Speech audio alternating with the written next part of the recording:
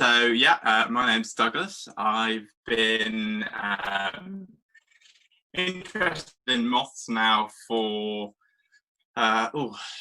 since I was 12, I think, so about 11 years now. And I've always found moths a particularly fascinating group. I've studied them in various forms throughout my education. I'm currently now doing a PhD at the UK Centre for Ecology and Hydrology down in Oxfordshire, where I'm looking at the effects of light pollution on moths.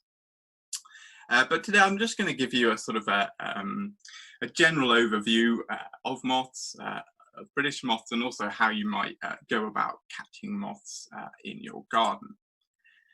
Because moths really, I feel, are often seen as a sort of the lesser cousins of butterflies, and they don't enjoy particularly good PR.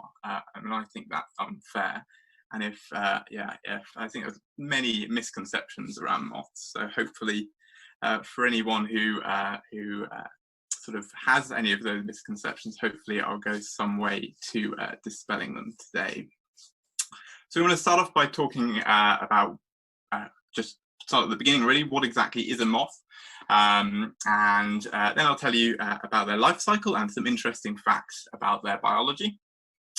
I'll move through to talk about British moths, how they're doing, how they're faring, how many species we have, things like that. And then finally, I'm going to talk a little bit at the end about how you might go about finding moths in your garden. I think Mark said some of you are new to mothing or thinking of getting into mothing, so hopefully that might be useful. Right, let's go then. So what exactly is a moth? Good place to start. So moths and indeed butterflies both belong to the order Lepidoptera. And this is a Greek word or a combination of two Greek words, which basically means scaly winged.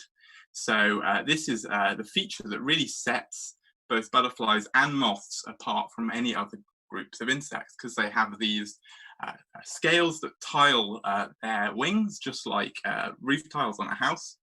And these are two fabulous sort of microscope images of the left one is a moth and the right one is a butterfly.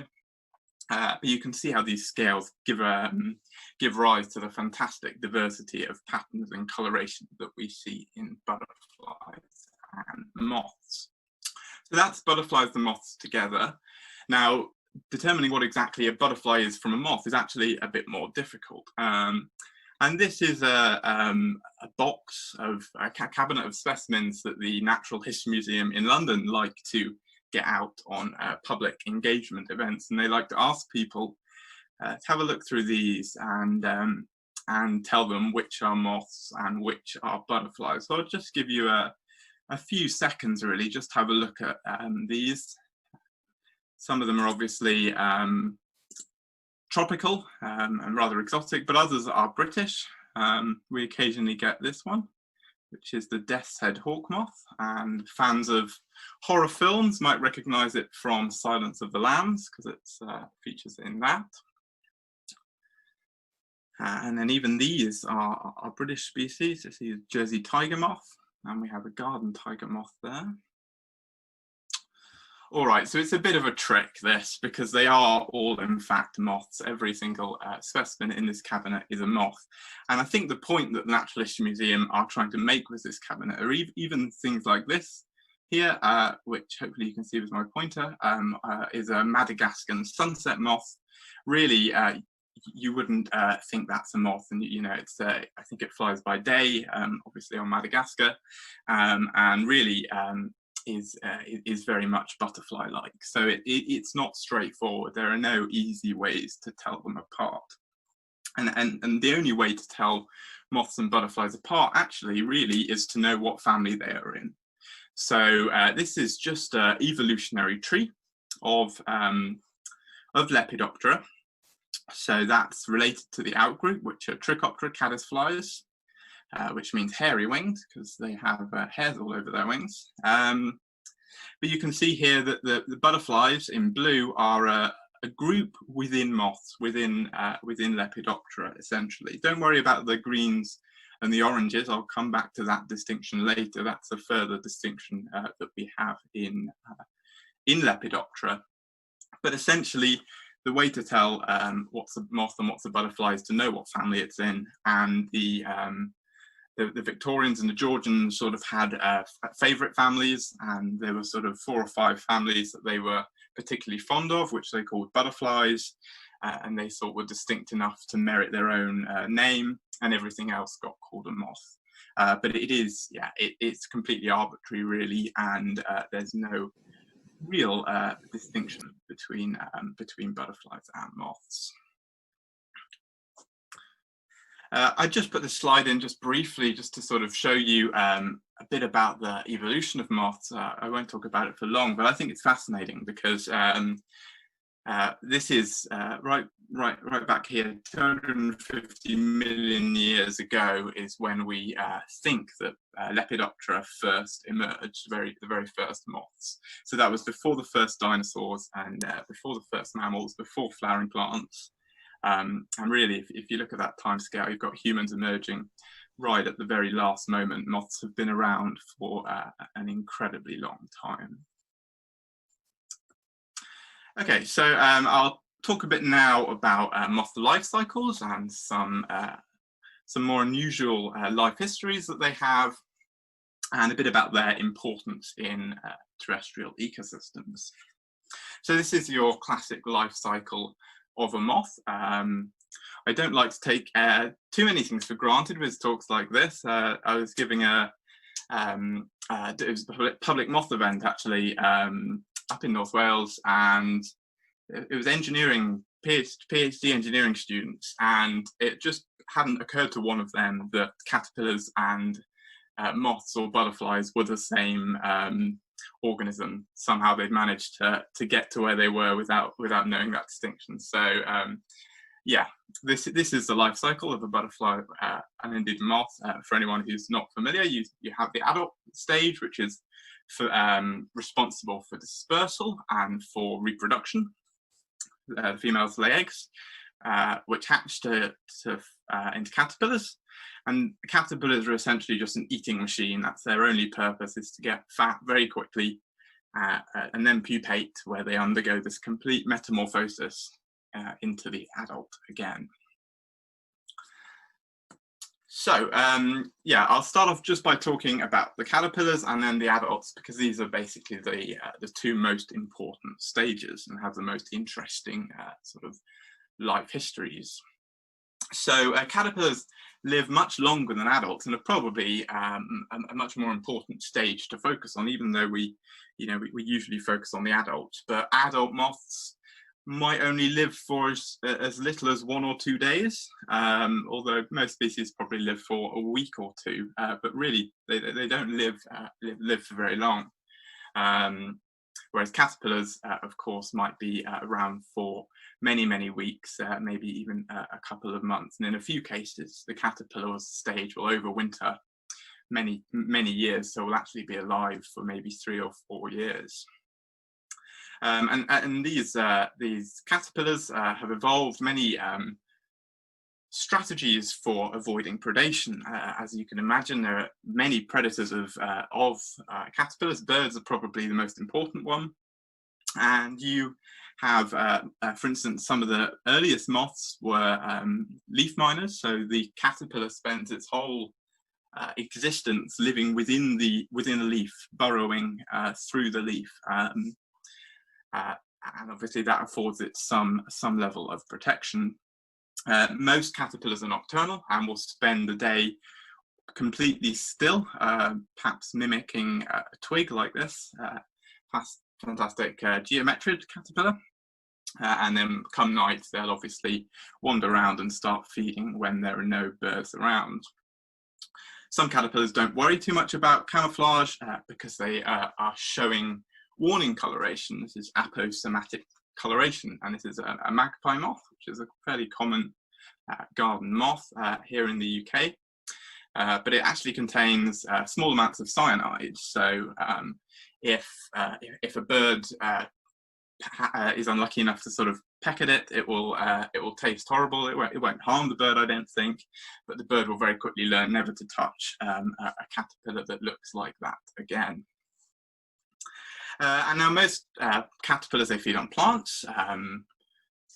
There's, so probably something like 95%, I would say, of British moths feed on plant material of some sort, and often they're very specialised. It's usually the leaves they're feeding on, and you often get this case where it's a single species of moth is feeding on a single species of plant, which is one of the reasons why there are so many species of moth, which I'll come on to a little bit later. So moths, moth caterpillars do have some unusual life histories, and I'll go through a few examples now. And this just goes to show that not all moth caterpillars do eat plant material. So these two examples on the left are from Hawaii. And something a bit strange has gone on with the sort of evolution of moths in Hawaii, because these are Eupacecia moths, so they're pug moths. If anyone is mothers and familiar with the pugs. In the UK, they all feed on flowers and leaves. But on Hawaii, these are almost all carnivorous, and they catch flies. They sort of sit still, waiting presumably what's quite a long time for a fly to land nearby, and then immediately snap their body back and catch the fly. Similarly, this is also from Hawaii. As the scientific name suggests, Molluscivora, it feeds on snails. So this is the caterpillar's head, and this is its case that it's made. And what it's done is it's made a web of silk to ensnare this snail, which it then goes on to consume.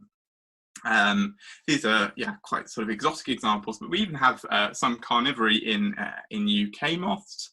So the dunbar is a really common macromoth in the UK, and typically it will feed on leaves. I guess it's more of an omnivore, but if it does happen to come across a nice juicy caterpillar, probably of another species, then it will eat it. And this is probably because a caterpillar with the various proteins and partially digested plant material that it contains is a much more nutritious meal than just chewing on fresh leaves. Mark mentioned this in the intro, and this is another unusual place that you find moths in bird nests, and this is something I did for my undergraduate project. I collected rather a lot. I collected about 200 bird nests, which contained 4,500 individual moths, huge numbers. And basically these moths are detritivores, so they're feeding, some of them will be feeding on things like the dried moss that builds up in bird nests, but some will be feeding on the animal detritus that builds up, like feathers, maybe even little bits of food left over. And it's interesting because it's this sort of niche, the bird nest, that we think the very first clothes moths actually came from, because bird feathers, for instance, are made of keratin, and keratin is the same substance that your fingernails are made from, that hair is made from, that wool is made from. So we think that it's probably these groups that were feeding on bird feathers in bird nests that took to feeding on our jumpers. And I should say at this point we have about 2,500 species of moth in the UK, and only 2 or 3 of those are known to cause any sort of damage to clothes, and they're probably both the main ones are probably non-native. We think they originated in Africa, and when we were sort of trading exotic tapestries and whatnot around the world, or rugs and animal hides, we probably introduced these moths to the UK. Another really cool life history, and this is another British example, is of the China marks. And this small subfamily of moths, the adults, you'll find them flying low over ponds. And that's because the larvae are entirely aquatic. So the adults will lay their eggs on the pond surface. But this is what the larvae look like. And these fantastic structures that you can see coming out are essentially the gills, which allow these caterpillars to to live underwater and munch away on pond weeds. And then finally, just in this series of somewhat unusual life histories, is the wax moth. Now, this is a species that is usually found in bee nests or beehives, where it would feed on beeswax and sort of the honeycomb, those sorts of very hard to digest structures. And recently, it's been discovered that this particular species can actually eat plastic. So there's quite a lot of active research into whether this moth and probably the bacteria and microbes that it had in its gut that allow it to break down plastics could be contribute a solution to the big plastic problem that we have at the moment. Right, so they were sort of caterpillar life stages. So I'll move on to the adult now, which is perhaps the most familiar, certainly if anyone has done light trapping before. So just as with larvae, one of the biggest evolutionary pressures for an adult moth is to avoid being eaten. So you have, this is one of my favorite moths actually, the buff-tip. And very clearly it's mimicking a broken birch twig, and it'll sit there, just fantastic camouflage. The middle image is of the Chinese character. Now, this is a surprisingly common anti-predation defense. It's not really camouflage, because what this moth and about 200 other species in the UK are doing is they are mimicking bird poo. And rather than hiding away under vegetation, as many moths do, these bird poo mimics will just sit on the surface of a leaf during the day, quite content in the knowledge that no bird is going to take a peck at them. And in this right example, red underwing, when this moth is at rest, its forewings would cover its hind wings, so you wouldn't see any of that red. It would just be that brown mottled coloration, and if that tree wasn't covered in moss, you can imagine it being very well camouflaged. Now, if a bird does spot the moth, maybe it's rested on the wrong tree, for instance, the bird will give it a peck, and the moth will flash those really bright hind wings, and that is called startle coloration. And the thought is that it just startles the bird and just gives the moth a few seconds to escape and to fly off. So when a moth emerges from its pupa, when a female moth emerges from its pupa, almost immediately she will start emitting sex pheromones, and these attract males. So this is one of our only, or I think it's our only native silk moth that we have in the UK, the emperor moth, certainly common in North Wales, moorlands, heathlands. It's perhaps most often found. But this is a male, and it's got these huge feathery antennae, as you can see, coming out of its head. And these are feathery like this, basically to give it a big surface area, because there are many thousands of species of insect releasing their pheromones into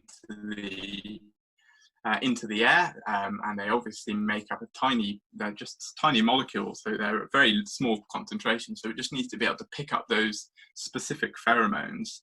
And what this particular species has been shown to do is been able to reach a female about 8 miles away, so it can follow that plume of pheromones that the sort of wind has taken and carried those pheromone molecules off, and he will follow them back to mate with her. Many adult moths feed, but not all of them do. So there are lots of moths.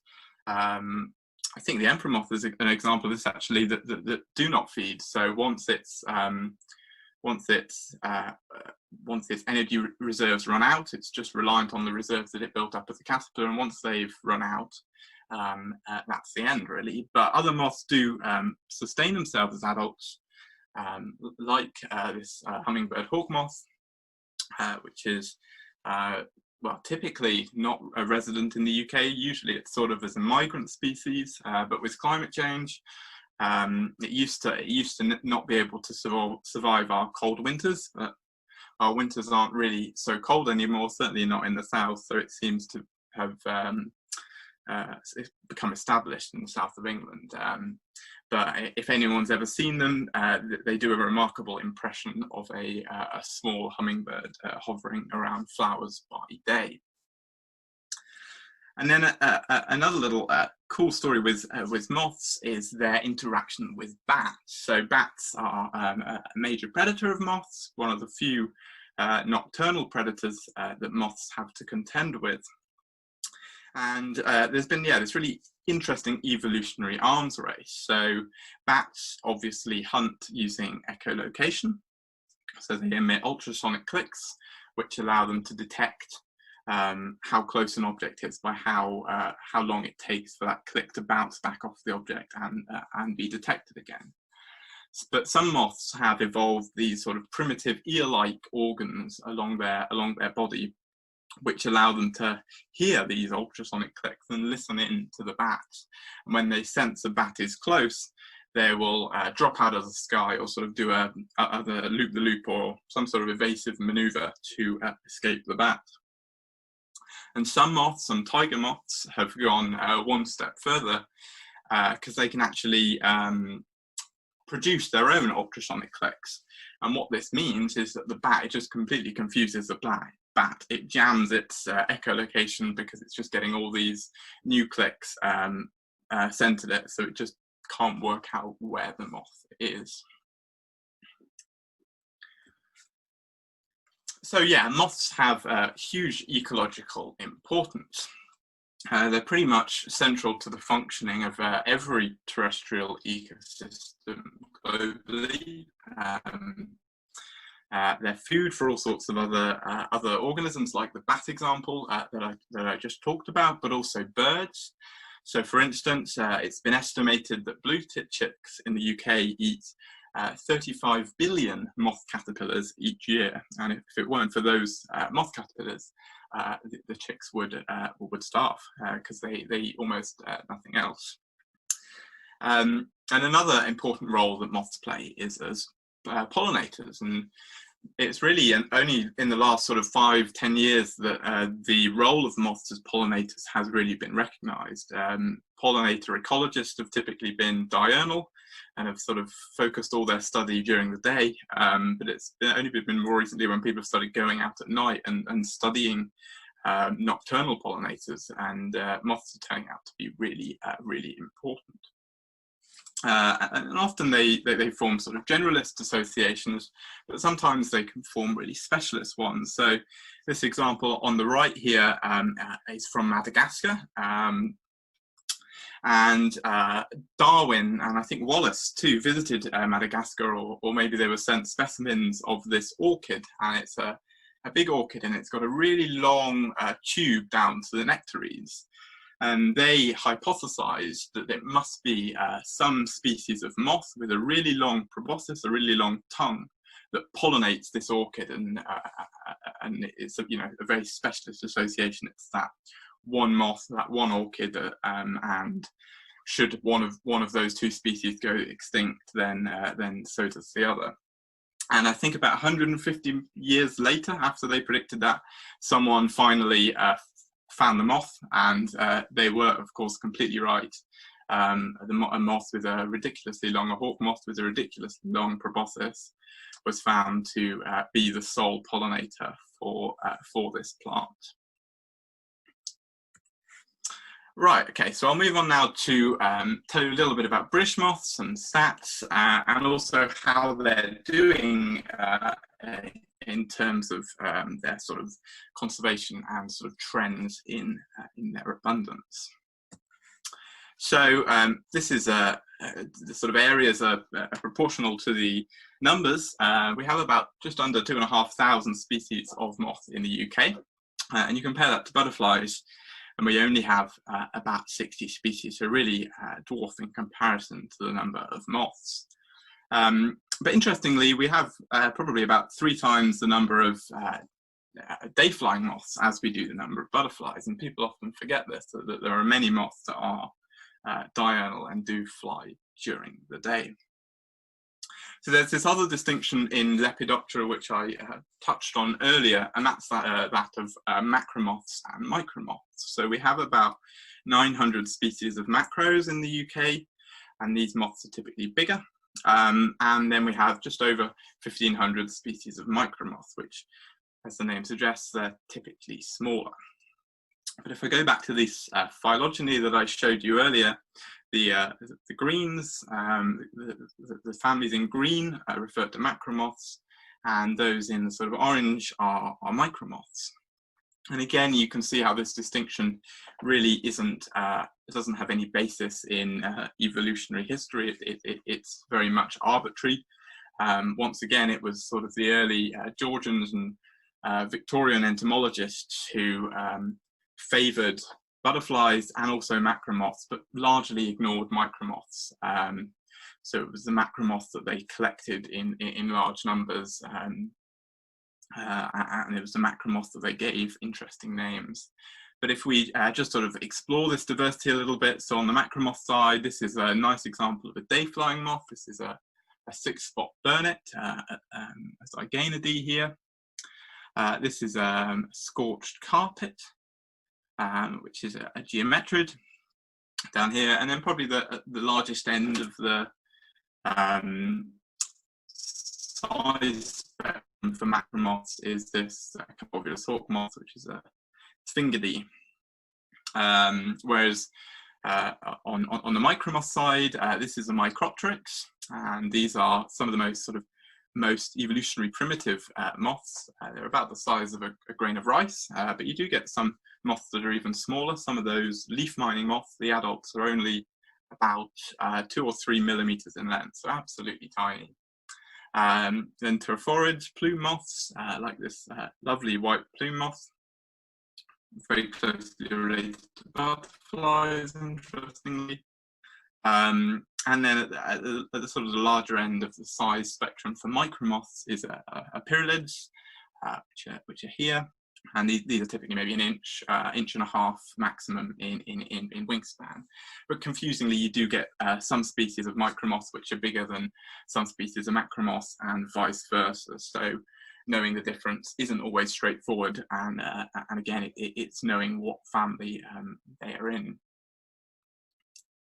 But this sort of divide has been really important until recently. There weren't any good books on micromoths. I think it was 2012 that Richard Lewington and Phil Sterling's book was published.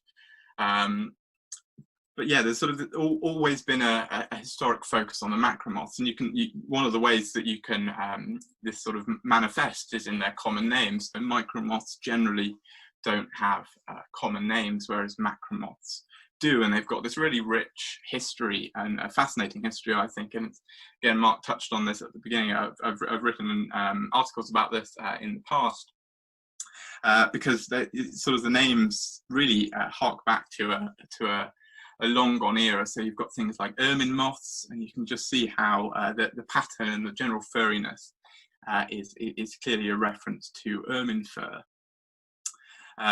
Pug moths, apparently the breed of dog became popular in the 1800s, first became popular then, and these group of moths is rather uninteresting group of moths typically, are so named apparently because the larger forewing overhangs the smaller hindwing, just like the larger upper lip of a pug overhangs the smaller lower lip. And then perhaps a slightly more obvious example, this is a shuttle-shaped dart, and it's so named for this marking on in the centre of the forewing, which closely resembles a loom shuttle. So yeah, a really nice history of common names for macromoths. And another sort of important distinction, or sort of a consequence of that early distinction between macromoths and and micromoths is that macromoths have been much better studied. So we have trend data for macromoths only, and we don't really know necessarily how micromoths are doing as a whole. But for the just under 900 species of macromoths, about a third of them, the commonest third, we have trends for their abundance. And this is derived from the Ross Hampstead Insect Survey. So this is a network of traps that have, right back since when they made the first trap, I think in the 30s, the design has never changed. They've never changed the bulb, they've never changed the moth trap design or the operating protocol, so that it offers really nice standardized data from which you can determine changes in abundance. And sadly, more species are declining than are increasing. Occupancy trends. So occupancy is just basically a measure of range. These are available for about 2/3 of macromoths, many more species, and this derived from the National Moth Recording Scheme. So if you've ever submitted moth records to Butterfly Conservation, to your county moth recorder, it's this data set that has been used to calculate these trends. And again, you can see a broadly similar pattern with some species declining, some species with sort of stable trends, and other species increasing. This is the overall picture for the total number of macromoths caught by that standardized network of traps, the Ross Hampstead network that I was just talking about. So don't worry too much about the y-axis, it's just an index to the first year. What's really significant here is the percentage, and that just corresponds to the change in the total number of macromoths that have been caught. And there you can see a 36% fall since the late 60s to up to I think 2018 is where that graph goes up to. And interestingly, it's not uniform across Britain. So a course division, if you just divide Britain into a southern and a northern half, most of that overall trend is coming from the south of Britain, whereas in the north of Britain, at least until recently, trends have been pretty stable. But interestingly, all that trend data were from the late 60s, but there's one Ross Hampstead trap, one of these really nicely standardized traps that's been run much earlier, right back in the 30s. And you can see how actually there's a huge drop then, and this is the window that really we have the most data for. So I think it's a really nice case of shifting baseline syndrome. We sort of take the late 60s as our starting point, because that's when we had nationwide monitoring of moths, but actually what happened before then looks like could have been really our sort of insect Armageddon like scenario. And the sort of scientists at Ross Hampstead have suggested, we've only got a sample size of one unfortunately, but have suggested that this probably happened across much of Britain sort of after the war in the 50s. There was the mechanization of agriculture, the introduction of pesticides and fertilizers, for instance, really changing the face of the British countryside, and it's probably that's led to this huge drop. As I say, it's only one site, so we're limited by what we can say, really. But yeah, there is evidence that habitat loss, particularly due to agriculture, is or has been a major driver of declines. Perhaps not so much recently, because hedgerows are largely protected by and large in the UK now, but there are probably still certain factors that are intensifying. New classes of pesticides, for instance, or continued nitrogen deposition in the landscape could be driving further declines. Climate change, I think, is arguably one of the most important threats that our moths face. So a nice example of this is the garden tiger. It used to be common in gardens right across the UK, And sadly, it's undergone a 92% decline in its abundance over about a 40-year period. It's still reasonably common in North Wales, actually, but sort of more coastal areas and still not in the numbers that it used to be, and it's pretty much gone extinct from most of southern England. And we think the reason why this has happened is the species essentially does not like warm, wet winters. Perhaps it's pupae go mouldy or something like that. And of course, with climate change, we're getting more and more warm, wet winters. And this paper here, which was featured quite prominently in the State of Nature report last year, I think it was, yeah, it would have been last year, that attributed about 50% of negative population trends in British moths to climate change. So really, I think climate change could be a really big threat, and it is a really big threat, and probably that's only going to intensify. Light pollution is another concern perhaps for British moths. This is what I'm working on at the moment. That's what I'm doing my PhD on. And you can see this image from the International Space Station. Quite extensive light pollution in the UK.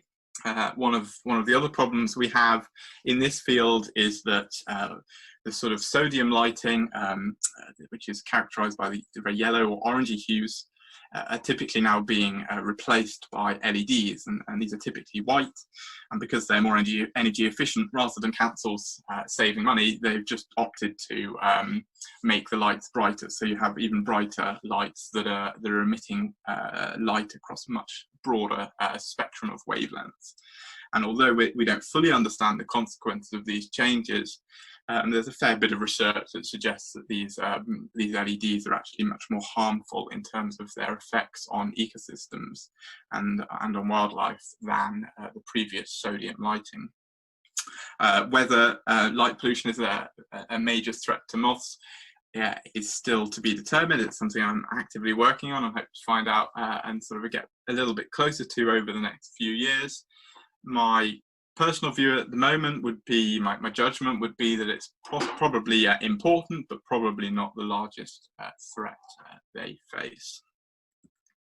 And I want to just go briefly back to this, because I've been talking about declines, which are all rather depressing.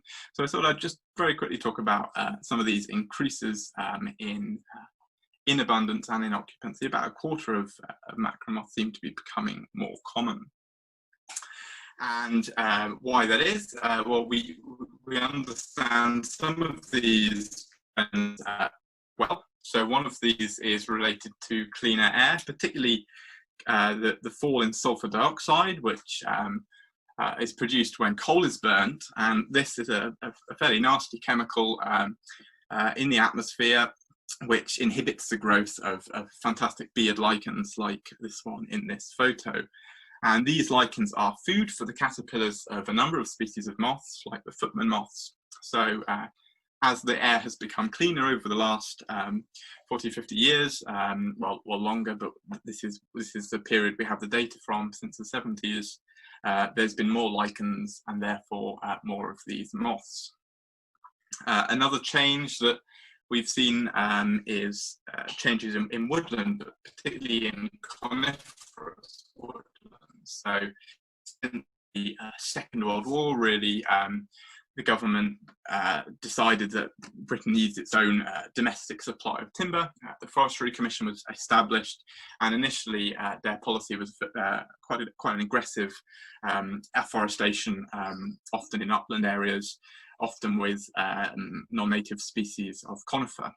And these are not particularly well-liked habitats among ecologists or conservationists, but for a smallish number of species, but maybe slightly larger than you might imagine, actually. But for some species, these can represent suitable breeding habitats, and those species that can breed in these habitats have become more common, we think, as a direct consequence of our forestry policy.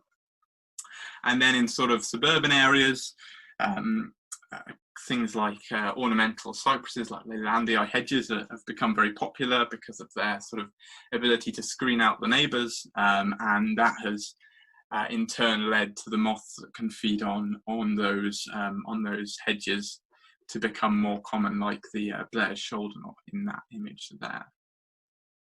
But these sort of two nice, neat stories, the one of lichen feeders and conifer feeders, only go some way to explain the positive trends shown by British moths. So this is some work I did for my master's project, where I was looking at, I think it was 54 species of macromoth that have become more common. And really only a handful of those species were sort of corresponding to those explanations I've just given. And the reasons for the positive trends in the other species remain largely unknown. We think that climate change is probably important in many cases. So I was just talking about the sort of how much of a threat climate change is, and it's probably going to be one of these things that will very much generate winners and losers. Some species will be able to become more common and will prefer the warmer temperatures, but other species will not. So yeah, very much a case of generating winners and losers. Right, I'm going to move on now to gardens and maybe mothing in gardens. So you can find moth pretty much anywhere in the UK, tops of the mountains, right down through to salt marshes and anything in between. But generally, the more native trees you have around, the better. But even a sort of what's not seen as a particularly, special habitat, your humble garden, even an average suburban garden like this, particularly the sort of further south, can easily support many hundreds of species of moth. This right image is actually of my own garden, or my parents' garden, I should say, where I grew up, on the border between Welshpool and Shrewsbury in northern Powys. And I've actually recorded 800 species of moth from my garden. As you can see, it's a fairly wild garden, but it just goes to show how many moths you can get on your doorstep if you look hard enough. But even if you don't have a sort of a fantastic garden, or any sort of trees around at all, this is a chap called Dave Grundy who lives in Birmingham. His garden is about 200 meters from the nearest tree, yet he's still recorded several hundred species of moth. So yeah, it just goes to show whatever garden you've got, you'll still have plenty of moths in it. So how might you go about finding moths? Perhaps most obviously is light. And this is a question I'm asked very frequently, so I'll preempt it a bit. The question is, why are moths attracted to light? And it has a very unsatisfactory answer, I'm afraid. And the answer is, we just don't know. There are a huge number of theories out there as to why moths might be attracted to light. I'm not really convinced by any of them fully. None of them really explain the behavior satisfactorily. My preferred theory would be that moths are simply dazzled. Moths have sort of evolved for, 250 million years on this planet with dark nights, essentially, with no bright bulbs on the ground, and they've just not come across that in their evolution, so it just dazzles them, and then they sort of fly towards it in a dazzled state. That's my favoured explanation, but really we don't know. One thing we do know is that the spectral composition of lamps are important. So lamps that contain more of the bluer wavelengths of light, particularly ultraviolet light, are the most effective at sort of attracting moths. But even ordinary sort of household bulbs, like your porch lamps or your living room lights, you can leave them on a mild night, and you'll probably attract many moths. So in terms of actual light traps, there are many different designs. This is the arsenal of moth trap I use when I go out to go moth trapping in various places. They're all sort of built on the same principle, which is a lobster pot. Moths will sort of fly towards the light, fall down into the trap, and then they'll find it a bit more difficult to get out. So the trap will retain them. I'm lazy, so I bought these, but certainly it's very easy to make even these sort of Robinson's traps and the Skinner traps. They're lots of DIY. There's lots of guides online to do that yourself if you are of a DIY persuasion, and obviously then it's quite a lot cheaper. But the great thing about moth trapping is that you leave the bright light on all night. The moths will come in and typically they'll just settle. They'll just you fill it with egg boxes to give them lots of space to settle down, but they'll often just sit still and settle down until the morning. And that's maybe because the bright light has sort of triggered a sort of a daytime response. So maybe they think that it's daytime and that they ought to be still, for fear of attracting a bird or something. But it just means that you can leave out that trap, and then come morning, you never know what you're going to get when you turn over those egg trays. You don't necessarily need a light trap though, so you can search for flowers at night. If you're ever wandering around in the day and you spot a bush or a flower that's covered in butterflies, return to it at night with a torch, and the chances are there'll be moths nectaring on it too. For example, ragwort is another good plant for moths and indeed butterflies. Some people make their own nectar, and this technique is called sugaring. This can be effective. I've found it a bit hit and miss, but it can be effective generally in the autumn when the sort of natural nectar sources are dwindling. It's quite a fun activity to do. You sort of mix up beer and molasses and sugar and all sorts of things, and sort of boil that all up into a sort of treacle-like consistency, and then paint it over tree trunks. But yeah, I won't talk too much more about this, but if you are interested, Butterfly Conservation's website has loads of useful information. They've got a fantastic moth recorder's handbook, so if you just stick Butterfly Conservation moth recorder's handbook into Google, it will come up. And yeah, as I say, that's got lots of great information if anyone has not done moth trapping before but wants to perhaps explore that possibility. I'm told that lots of the suppliers of moth traps are sold out at the moment because of lockdown. Moth trapping has become garden moth trapping, I should say, has become a hugely popular activity, and I think stocks of moth traps are fairly low, but I think there are still some somewhere. So in terms of when you might want to go out mothing, when you might want to put out your moth trap, weather is extremely important. Weather is probably far more important than habitat. You can probably trap many more moths in bad habitat on a good night than you will if you go to the best habitat on a cold, windy night. So yeah, warm nights are the best, and still also, so if there's a wind, moths will often get blown past the trap, so you can sort of mitigate against that by placing the trap in a sheltered position. Generally avoid clear nights around the full moon. Moth traps become a bit less effective when there's a full moon.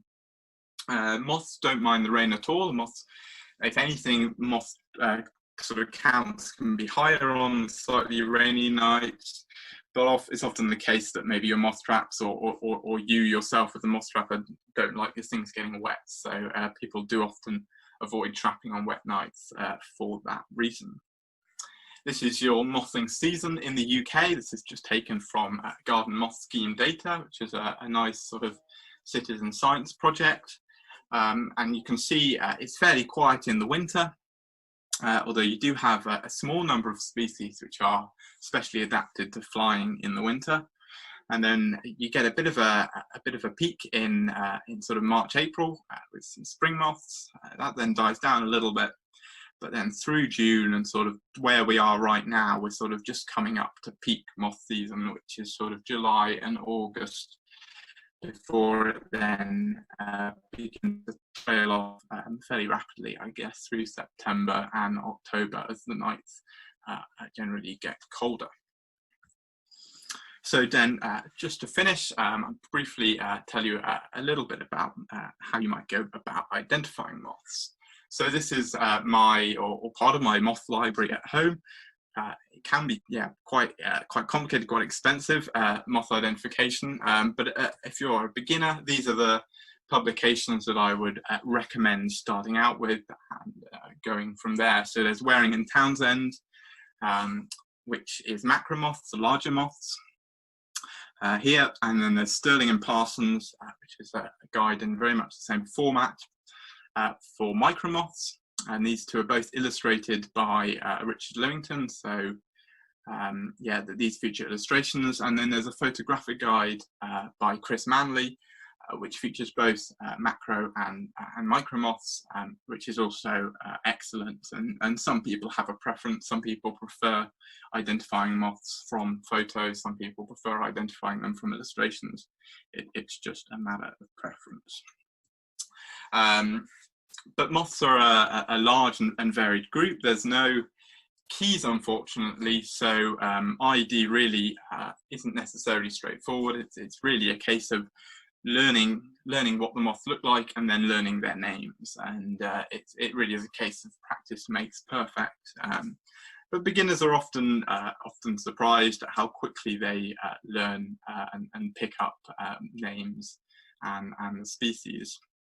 It's very much a case of spot the difference, unfortunately. So you're comparing. So these are the illustrations, and these are, I find, particularly nice because they're all life-sized in the book, so you can very easily compare your moth to the illustrations and compare the sort of things like the size, the wing shape, and the wing markings are the most informative in terms of getting an ID. One thing I would say is do pay some attention to contextual information. So things like distribution, the flight time, the habitat, because it can be really informative. So for instance, these two species on the left now look superficially quite similar, and you might worry about which one you've got. This is a bordered beauty, and the one on the bottom is a dark bordered beauty. But if you catch a moth anywhere, sort of in North Wales, for instance, or anywhere else in most of England, it's going to be a bordered beauty, because this dark bordered beauty is an extremely scarce moth, restricted to a sort of a handful of sites on the English-Scottish border and in Scotland. So it's not one really you have to worry about at all for much of the UK. Similarly, these are two species of pug, and they look very similar actually, but the top image is of a brindled pug which fly very early in the year. The first pug on the wing from sort of March and April really, whereas this bottom image is of a juniper pug, which is an autumn flying species. So just by knowing that, you can sort of very quickly rule out one or the other. There's some information not to take too much notice of, and that's the common names. So the common names were formed back in the Georgian times mostly. So things like the scarce footman, which is one of these footman moths which feed on lichens, it's become far more common and is in no way scarce. So don't take any notice of that. And conversely, the common fanfoot evidently must have been a common moth previously, but now it's restricted to, I think it's a red data book species, or perhaps it's nationally scarce, but it's very rare and restricted to a handful of ancient woodlands in southern England. So very much not common at all. Another thing to be wary of are warn moths. This is the same species, Apomea monoglypha. Dark archers. So sort of A is your very fresh individual, And in B, you can see the markings are slightly dulling, perhaps patches taken out of the wing, even more so on C. And you can see you've got this sort of bold patch beginning to appear. And that's because the scales on its head, on its thorax, are wearing off. And what that red mark is the exoskeleton. And then obviously that last image, if you're not familiar with the species, you're probably not going to be able to identify it. So yeah, it's just something to be aware of. Moths don't always look like how they appear in the books because they get worn.